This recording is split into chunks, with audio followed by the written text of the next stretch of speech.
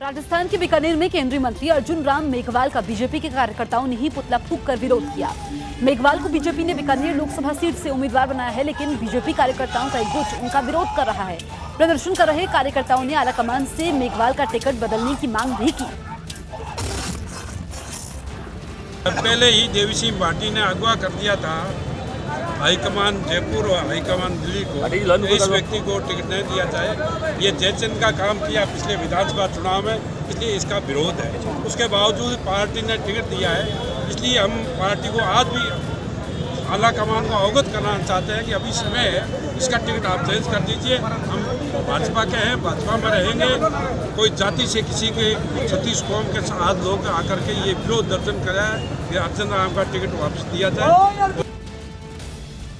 राजस्थान के उदयपुर में एक आदमी ने अपनी पेंटिंग के जरिए लोगों को मतदान के लिए जागरूक बनाने की मुहिम चलाई है। अब तक वो 130 फीट लंबी दीवार पर पेंटिंग बना चुके हैं और उनके जरिए वो लोगों तक वोटिंग से जुड़ी तमाम जानकारियां पहुंचाने में जुटे हैं। शहर की एक खाली दीवार पर उन्होंने कई पेंटिंग बनाई, जिनमें चुनाव और मतदान की अहमियत समझाई गई। 30 फुट वॉल पे पिछले 4 दिनों से मैं पेंटिंग कर रहा हूँ। मतदान 100% हो, उसके लिए हम लोग प्रयासरत हैं। मतदाताओं को जागरूक बनाने के लिए ये पेंटिंग अभियान जिला प्रशासन ने शुरू करवाया है। समाजवादी पार्टी के नेता और यूपी में गठबंधन के उम्मीदवार आजम खान की मुश्किलें बढ़ गई हैं। उन पर भड़काने वाले भाषण देने के आरोप में केस दर्ज किया गया है। उनके खिलाफ कांग्रेस नेता फैजल लाला ने शिकायत की थी। वहीं एक और मामले में भी उनकी मुश्किलें बढ़ती हुई दिखाई दे रही हैं। आजम खान के विधायक बेटे के 2 जन्म प्रमाण पत्र के मामले में उनकी पत्नी और बेटे के खिलाफ पुलिस ने चार्जशीट दाखिल की है। लोकसभा चुनाव की तैयारियों में जुटे बिहार के मुख्यमंत्री नीतीश कुमार ने न्यूज 18 से बातचीत के दौरान जेल में बंद आरजेडी अध्यक्ष लालू यादव पर गंभीर आरोप लगाए। उनके बयान के बाद बिहार की सियासत गर्मा गई, क्योंकि नीतीश कुमार ने दावा किया कि रांची की जेल में बंद लालू यादव वहीं से अपनी राजनीति चला रहे हैं और जेल के अंदर फोन का भी इस्तेमाल करते हैं। लालू जी भी बात करते हैं, ये तो लोगों को पता ही है कि लालू जी तो जेल में रहने पर भी जेल से बात करते रहते हैं। नियम चाहे जो भी हो कि जेल से आप बात नहीं कर सकते, लेकिन फैक्ट सबको मालूम नहीं है तो सबसे बात करते। नीतीश कुमार के बयान का विरोध करते हुए लालू यादव के बड़े बेटे तेज प्रताप यादव ने उनके जेल नियमों का पालन करने का दावा किया। सरासर झूठ है, ये बेबुनियाद है। मैं खंडन करता हूँ। वहाँ पूरा जेल का मैनुअल है और जेल का मैनुअल के हिसाब से पूरा फॉलो होता है। वहीं लालू यादव के छोटे बेटे और बिहार के पूर्व उप मुख्यमंत्री तेजस्वी यादव भी आग बबूला हो गए और नीतीश कुमार पर बड़ा आरोप लगा दिया। आरोप लगाते हैं, वो मर्डरर है, उन पे केस चल रहा है, उस पे बोले सृजन का पैसा लूटे हैं तो बोले हमने तो सबूत दिया है विधानसभा के पटल पे। उन्होंने क्या सबूत दिया? लालू यादव पर दिए बयान के बाद विपक्षी दलों ने नीतीश कुमार सरकार को ही कटघरे में खड़ा कर दिया। लालू यादव के बचाव में उतरी कांग्रेस ने उन पर लगे आरोपों को खारिज कर दिया और नीतीश कुमार से जेल के नियम तोड़े जाने पर सवाल पूछ लिए। जेल से अगर बात कर रहे हैं तो ये तो सरकार देखेगी ना, क्या वो अपने ही सरकार पे तंज कर रहे हैं? विवाद बढ़ने पर झारखंड के आईजी जेल भी सामने आए और लालू यादव के जेल से फोन पर बात करने के आरोपों को गलत बताया। मोबाइल की सूचना सरासर गलत है, वो कहीं भी कोई मोबाइल नहीं है वहाँ पर। अब कोई आदमी उनके नाम से बाहर से अगर बात कर ले रहा हो वो अलग बात है। न्यूज 18 की खबर का असर हुआ है। मंगलवार को रांची के सिटी एसपी की टीम ने रिम्स अस्पताल में लालू यादव के वार्ड की तलाशी ली। चारा घोटाले में आरोपी लालू यादव रिम्स अस्पताल में भर्ती हैं। न्यूज 18 से खास बातचीत में बिहार के सीएम नीतीश कुमार के दावे के बाद ये कहा गया था कि कैदी होने के बावजूद लालू यादव फोन के जरिए बिहार की राजनीति से जुड़े हैं। नीतीश कुमार के इस दावे के बाद ही पुलिस ने लालू यादव के वार्ड की तलाशी ली। हालांकि तलाशी के बाद लालू यादव के वार्ड से कुछ भी आपत्तिजनक सामान नहीं मिला है। पुणे में पुलिस ने भारी मात्रा में हथियार और विस्फोटक बरामद किए हैं। पुणे के जुन्नर में पुलिस ने तलवार, भाले, बंदूक और डेटोनेटर बरामद किए हैं। इस सिलसिले में एक आदमी को गिरफ्तार भी किया गया है। वैभव हमारे सहयोगी फोन लाइन पर मौजूद है। वैभव, पुणे पुलिस की ये बड़ी कार्रवाई देखने को मिली है।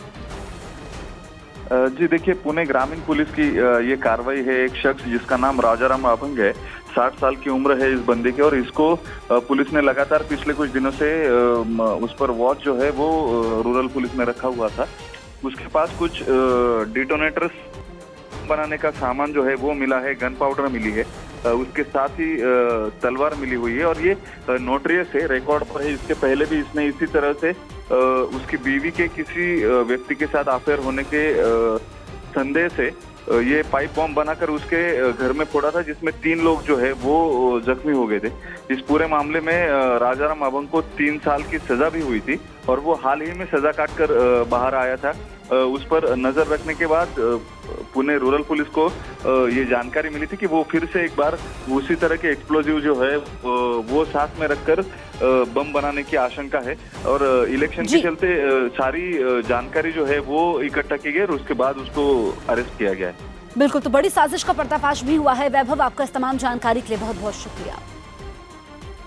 कांग्रेस अध्यक्ष राहुल गांधी ने पार्टी के तमाम बड़े नेताओं की मौजूदगी में लोकसभा चुनाव के लिए पार्टी का घोषणा पत्र जारी किया। कांग्रेस के घोषणा पत्र में सबसे ज्यादा जोर न्याय योजना और रोजगार पर दिया गया है और घोषणा पत्र के कवर पेज पर लिखा गया है, हम निभाएंगे। घोषणा पत्र जारी करने के लिए कांग्रेस अध्यक्ष राहुल गांधी के अलावा यूपीए चेयरपर्सन सोनिया गांधी और पूर्व पीएम डॉक्टर मनमोहन सिंह भी मंच पर मौजूद रहे। घोषणा पत्र जारी होने के बाद राहुल गांधी ने इसकी अहम बातें अपने भाषण में गिनाई, लेकिन सबसे ज्यादा जोर 72,000 रुपए वाली न्याय योजना पर रहा। गरीबी पर वार 72,000। हिंदुस्तान के 20% सबसे गरीब परिवारों को हर महीने उनके बैंक अकाउंट में कांग्रेस पार्टी की सरकार डायरेक्ट पैसा डाली। मोटे तौर पर कांग्रेस का मैनिफेस्टो बेरोजगारी और गरीबी के खिलाफ है, जिसके लिए जीएसटी में बदलाव का वादा किया गया है और मनरेगा के तहत इस बार 150 दिन के रोजगार की गारंटी की बात कही है। और राहुल गांधी ने कार्यक्रम के दौरान कई बार यह कहा कि जो कुछ भी मैनिफेस्टो में लिखा गया है वो वादा पूरा किया जाएगा। कांग्रेस के मैनिफेस्टो में 5 अहम बातें लिखी गई,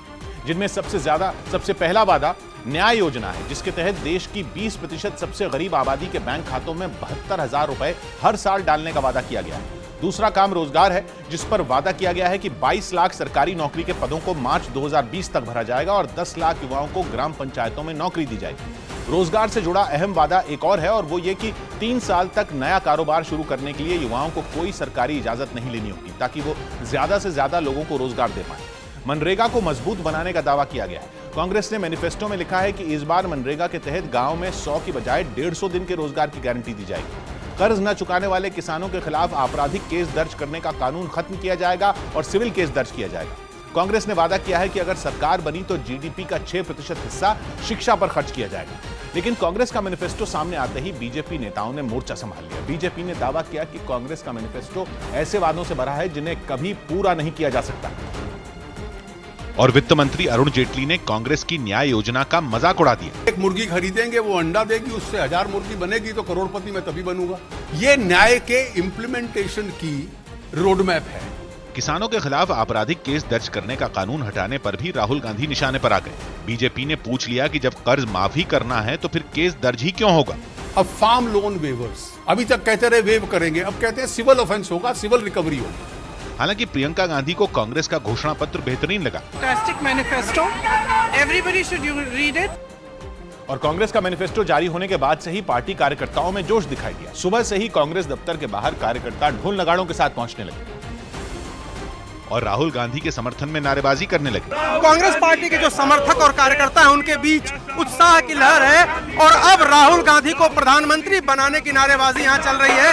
कार्यकर्ताओं को भरोसा है कि ये घोषणा पत्र कांग्रेस की जीत की नींव रखेगा। जनता का घोषणा पत्र है, देश का घोषणा पत्र है। राहुल गांधी देश के लिए है, कांग्रेस पार्टी देश के लिए, प्रियंका गांधी देश के लिए है। कांग्रेस दफ्तर के बाहर प्रचार सामग्री की सेल लगी रही। यहाँ पर प्रियंका गांधी के तस्वीरों वाले जो बिल्ले हैं, पोस्टर है, झंडा है, बैनर है, वो सब लगा हुआ है और इसके साथ साथ तमाम जो साड़ियां हैं प्रियंका गांधी के प्रिंट की जो सूरत से आई हैं वो भी यहाँ पर बिक रही हैं। लेकिन बीजेपी ही नहीं बल्कि एनडीए के तमाम घटक दलों को भी कांग्रेस का घोषणा पत्र रास नहीं आया। बीजेपी के तमाम सहयोगी दलों ने कांग्रेस पर हमला शुरू कर दिया, जिनमें शिवसेना अध्यक्ष उद्धव ठाकरे भी पीछे नहीं रहे। एका गोष्टीचं खरं म्हणजे मी हा जाहीरनामा अजून वाचलेला नाही।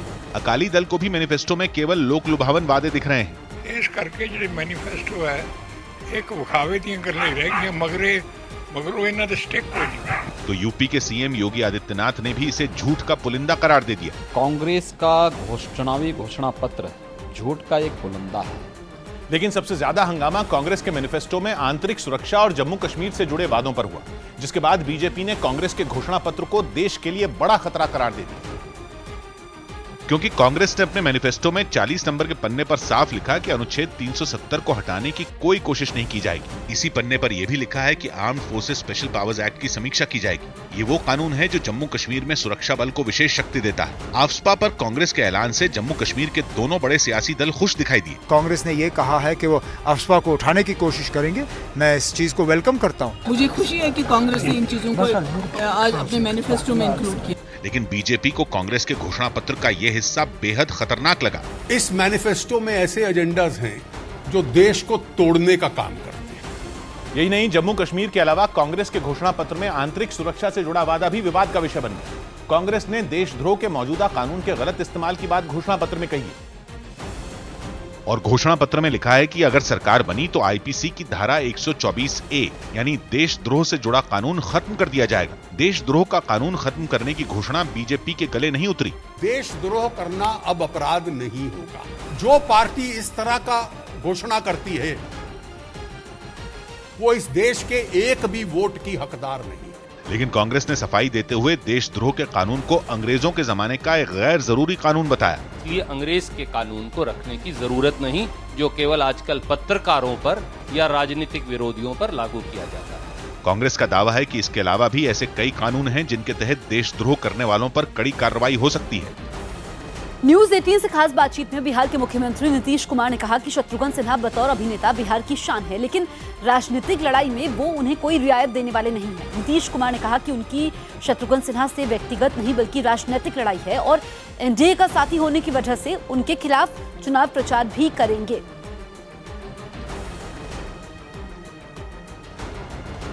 शत्रुघ्न सिन्हा आप कहते थे बिहार की शान है, बिहार का गौरव है, क्या उनके खिलाफ कैंपेन करेंगे आप? आज वो आपके विरोध में खड़े हैं। एक फिल्म के इतने बड़े कलाकार हैं और बिहार के रहने वाले थे, इसलिए बिहारी बाबू, और हम लोगों के मन में उनके प्रति इस बात को लेकर बहुत सम्मान का भाव है। लेकिन जहाँ तक पॉलिटिकल बात है तो पॉलिटिकल बात तो पॉलिटिकल एंगल है ना, उसका उससे कोई रिश्ता नहीं।